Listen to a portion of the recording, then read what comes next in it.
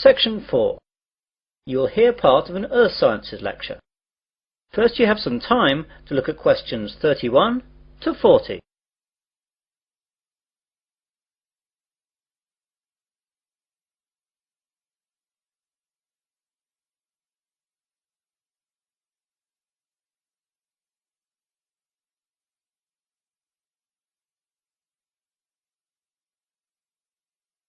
Now listen carefully and answer questions 31 to 40. Good afternoon and welcome to this Earth Sciences lecture. Today we're going to look at tidal waves, or more correctly, tsunami. Deep below the ocean's surface, tectonic plates collide, and every once in a while these forces produce an earthquake. The energy of such submarine earthquakes can produce tidal waves which radiate out in all directions from the epicenter of the quake, moving at speeds of up to 500 miles per hour. When these waves reach shore, they can cause enormous destruction and loss of life. Tidal waves are actually misnamed. They are not caused by tides. A more accurate word for them is the Japanese name tsunami, which means harbour wave. They are also sometimes called seismic sea waves, since they can be caused by seismic disturbances such as submarine quakes. However, that name is not really accurate either, since tsunami can also be caused by landslides, volcanic eruptions, nuclear explosions, and even impacts of objects from outer space, such as meteorites, asteroids, and comets. Earthquakes, though, are the largest cause of tsunami. Tectonic plates cover the world's surface, and their movement can be detected anywhere in the world. Some areas of the world are more prone to greater movement, and it is in these places that the largest waves can occur. Large vertical movements of the Earth's crust occur at plate boundaries, which are known as faults. The Pacific Ocean's denser oceanic plates are often known to slip under continental plates in a process known as subduction. And subduction earthquakes are the most effective in generating tsunamis. A tsunami can be generated by any disturbance that displaces a large water mass from its equilibrium position. In the case of earthquake-generated tsunamis, the water column is disturbed by the uplift or subsidence of the sea floor.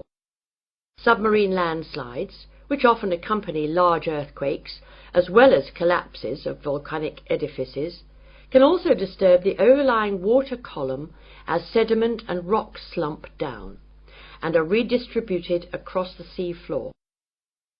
Violent submarine volcanic eruptions can create an impulsive force that uplifts the water column and generates a tsunami. Conversely, supermarine landslides and cosmic body impacts disturb the water from above as momentum from falling debris is transferred to the water into which the debris falls.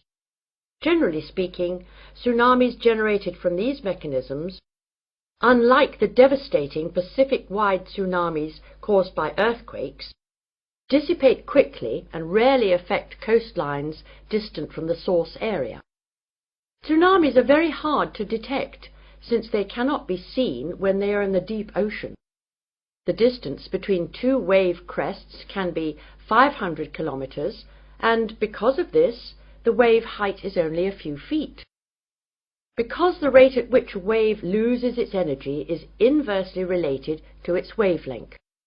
Tsunamis not only propagate at high speeds, they can also travel great transoceanic distances with limited energy losses.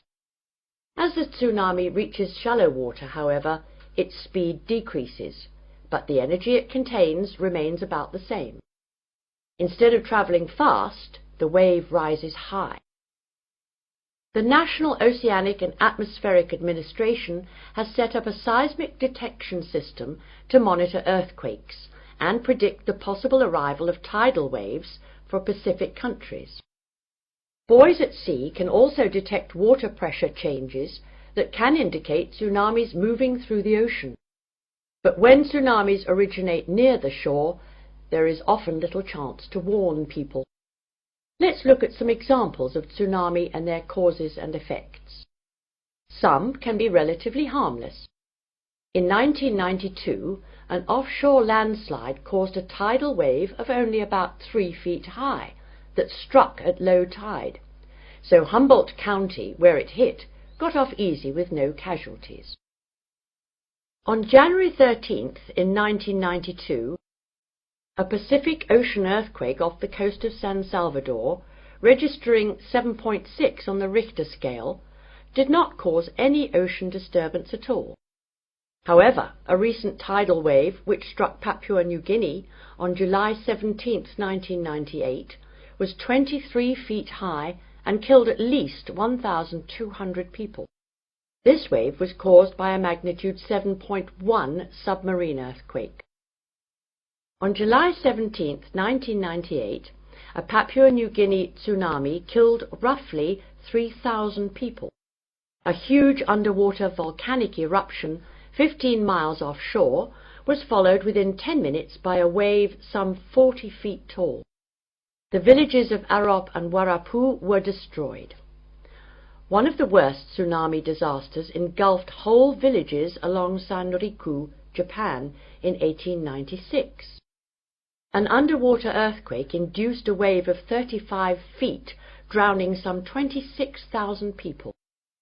Finally, about 8,000 years ago, a massive undersea landslide off the coast of Norway sent a 30-foot wall of water barreling into the uninhabited north coast of Europe. If this were to recur today, as scientists say it could, almost anywhere in the world it would cost billions, if not tens of billions of dollars, to repair the damage to coastal cities and kill tens of thousands of people. That is the end of section 4. You will now have half a minute to check your answers.